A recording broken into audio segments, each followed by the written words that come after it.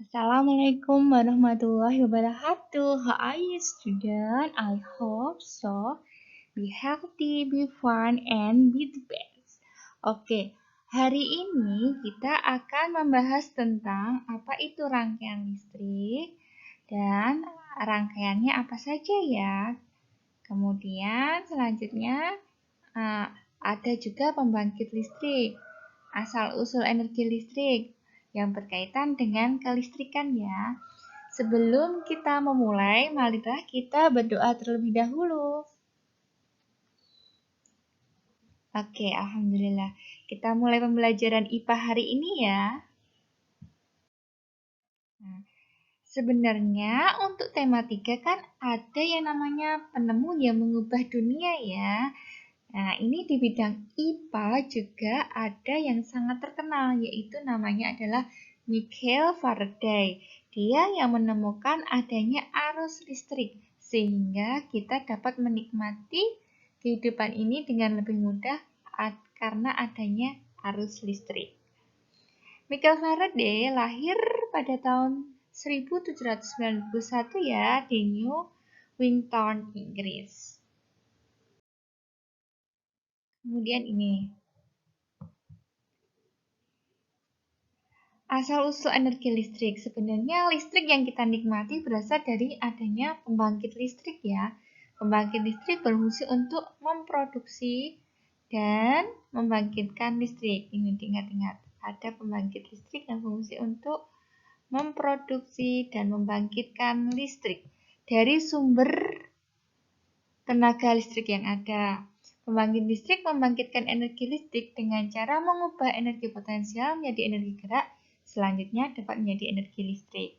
Energi listrik diperoleh dengan memanfaatkan berbagai macam sumber energi ya. Ada yang masih ingat sumber energi itu misalnya apa? Ada gas, ada air, ada panas bumi. Ya, semuanya ini akan menghasilkan energi listrik yang nanti akan ditampung pada generator. Nah, kita akan membahas dulu untuk energi listrik ini ya, karena energi listrik tidak bisa kita nikmati tanpa adanya pembangkit listrik. Sebenarnya pembangkit listrik itu ada apa saja ya? Kita bahas satu-satu. Nah, yang pertama ini. Coba perhatikan gambar ini. Ini adalah pembangkit listrik tenaga uap atau yang disebut dengan PLTU ini ya. PLTU, pembangkit listrik tenaga uap.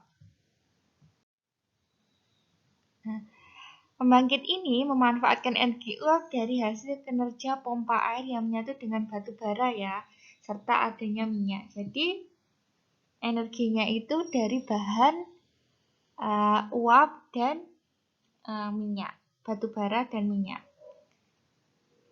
Hasil pemanasan tersebut nantinya akan dibakar kemudian disemprotkan menjadi energi uap. Jadi yang diperlukan di sini itu adalah bahan bakunya batu bara serta minyak sehingga akan menghasilkan uap. Nah, energi ini nantinya akan menggerakkan turbin generator mesin yang akhirnya akan menghasilkan energi listrik. Sebagai contoh, PLTU terbesar ada yang tahu di mana? Ya, itu ada di Paiton, Probolinggo, Jawa Timur. Selanjutnya, yaitu pembangkit listrik tenaga nuklir atau disebut juga PLTN yang memanfaatkan pembelahan inti uranium. Nah, ini bahan bakarnya harus ada uranium. Nah, dalam reaktor nuklir untuk menghasilkan daya listrik. Pembangkit listrik ini mengubah energi panas atau terma menjadi energi mekanik di mana panas yang dihasilkan berasal dari satu atau lebih reaktor nuklir. Nah, ini jangan lupa semuanya harus ada bahan bakarnya ya. Kalau PLTN, bahan bakarnya berupa uranium. Nah, PLTN ini di Indonesia belum ada ya. Ini ada di negara-negara maju. Di Amerika, Prancis, dan Jepang. Karena bahan baku inti uranium itu di Indonesia masih dianggap berbahaya. Tapi untuk negara-negara maju itu sudah menganggap ini mengurangi resikonya. Jadi teknologi di sana sudah maju. Kemudian ini yang ketiga yaitu pembangkit listrik tenaga surya atau yang disebut juga PLTS. Ini pembangkit listrik tenaga surya. Memanfaatkan panel surya untuk menyimpan energi panas dari matahari ke dalam baterai atau aki untuk digunakan sehari-hari. Nah, ini itu sumbernya, asal-usulnya listrik itu memanfaatkan sinar matahari ya. Pembangkit listrik ini jenis biasanya ditemukan di satu unit atau rumah bangunan, tapi yang besar itu juga ada, yaitu di PLTS Likupang, Kabupaten Minahasa Utara. Yang dimana ini terbesar di Indonesia ya, dapat menopang sistem kelistrikan PLN Sulutgo sebesar 15 MW. Kemudian yang paling banyak kita gunakan itu dari PT Pertamina juga ya, ini pembangkit listrik tenaga gas dan uap. Dimanfaatkan tenaga gas dan uap sebagai penggerak turbin pada generator. Kemudian akan mengubah menjadi energi listrik. Sumber ini memiliki tekanan yang cukup kuat ya dan mampu menghasilkan energi listrik dalam skala besar. Jadi pembangkit listrik tenaga gas uap nih. Contohnya itu ada di listrik gas di PLTGU di Karawang. Sebenarnya untuk pembangkit listrik gas dan uap itu ada di beberapa daerah di Indonesia ya, atau provinsi. Tapi yang terbesar itu ada di Karawang. Dia dapat menampung megawatt yang sangat besar. Yang kita gunakan itu kebanyakan adalah pembangkit listrik tenaga gas uap. Nah, yang ini adalah, sudah paham ya ini? Ini adalah pembangkit listrik tenaga air yang memanfaatkan arus atau aliran deras air pada bendungan. Nah, ini. Jadi intinya itu sumbernya dari aliran yang deras pada air. Ini umumnya jenis pembangkit ini dipasang tepat di sebelah sumber air yang cukup besar ya, seperti bendungan, waduk, atau sungai. Efisiensi PLTA ini di Indonesia sekitar 80 hingga 100%.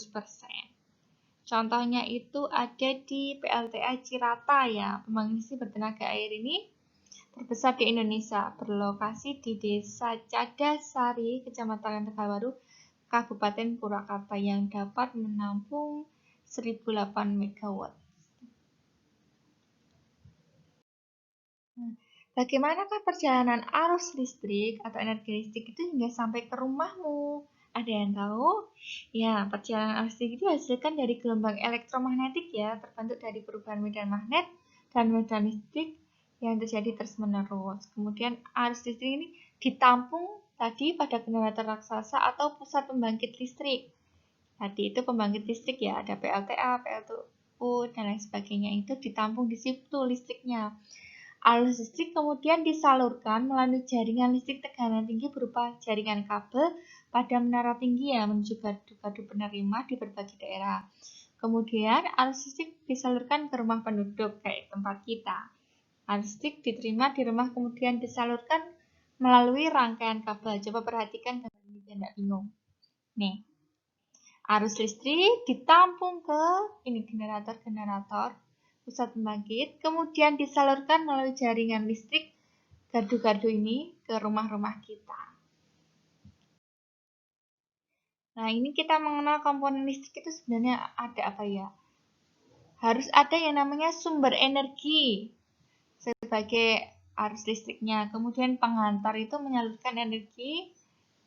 Penghantarnya itu berarti kabel-kabelnya. Kemudian cycling itu untuk memutuskan aliran listrik dan yang berlebih, dan saklar itu memutuskan dan menyambungkan aliran listrik. Nah, ini rangkaian listrik ya, ada rangkaian terbuka dan rangkaian tertutup. Ini dapat dibaca, nanti Miss akan rangkumkan di video Miss Septi. Nah, sedangkan rangkaian listrik tertutup itu ada namanya seri dan paralel.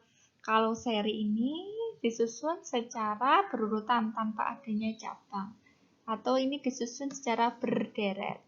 Sedangkan paralel, susunan listriknya dipasang secara sejajar. Coba perhatikan pada foto ini gambar sejajar ya. Ada sih kelebihan dan kekurangannya. Kalau rangkaian seri butuh sedikit kabel, hemat ya. Kalau kekurangannya satu lampu mati, semuanya akan mati. Kalau rangkaian paralel, keuntungannya semua lampu terang sama. Jika satu Jika lampu mati satu, yang lainnya masih dapat hidup, tapi kekurangannya butuh kabel panjang dan energinya lebih cepat boros. Ini contoh rangkaian seri itu pada lampu senter ya, ada lampu hias juga, hias taman. Habis itu lampu tumbler. Kalau untuk rangkaian paralel contohnya banyak sekali. Ada yang rangkaian paralel di rumah kita, rangkaian paralel di jalan, lampu traffic light. Ini banyak sekali, ada TV, rangkaiannya mesin cuci dan lain sebagainya. Untuk lebih jelasnya, mari kita lihat video berikut ini. Rangkaian listrik adalah susunan dari komponen elektronika yang dihubungkan dengan sumber tegangan listrik sehingga dapat menimbulkan arus listrik. Berdasarkan mengalir atau tidaknya arus listrik, rangkaian listrik dibagi menjadi dua. Yang pertama adalah rangkaian listrik terbuka, yaitu suatu rangkaian listrik yang tidak dapat mengalirkan arus listrik karena jalur arus terputus atau tidak terhubung. Yang kedua adalah rangkaian listrik tertutup, yaitu suatu rangkaian listrik yang dapat mengalirkan arus listrik karena jalur alirnya terhubung. Arus listrik pada suatu rangkaian terjadi karena perpindahan elektron yang mengalir dari kutub negatif menuju kutub positif. Kebalikan dari arah elektronnya, arus listrik mengalir dari kutub positif menuju kutub negatif.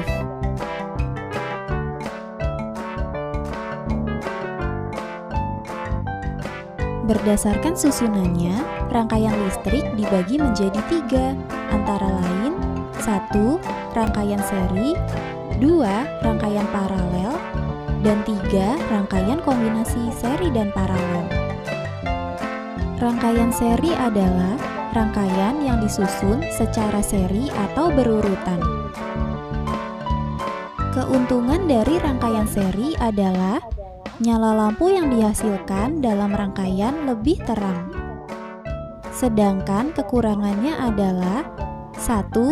Jika dalam rangkaian terdapat salah satu lampu yang mati atau terputus, lampu yang lain tidak dapat menyala. 2. Lebih banyak memakan energi sehingga sumber energi pada rangkaian listrik akan cepat habis.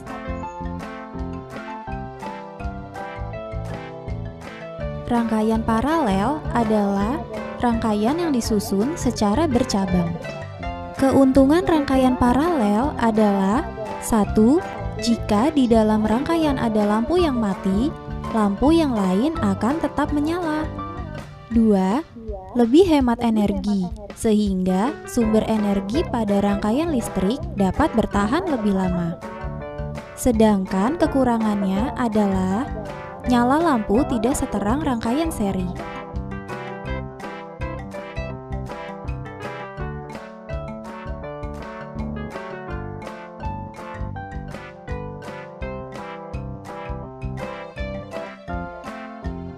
Rangkaian kombinasi adalah rangkaian yang disusun dari gabungan rangkaian berurutan atau seri dan rangkaian bercabang atau paralel.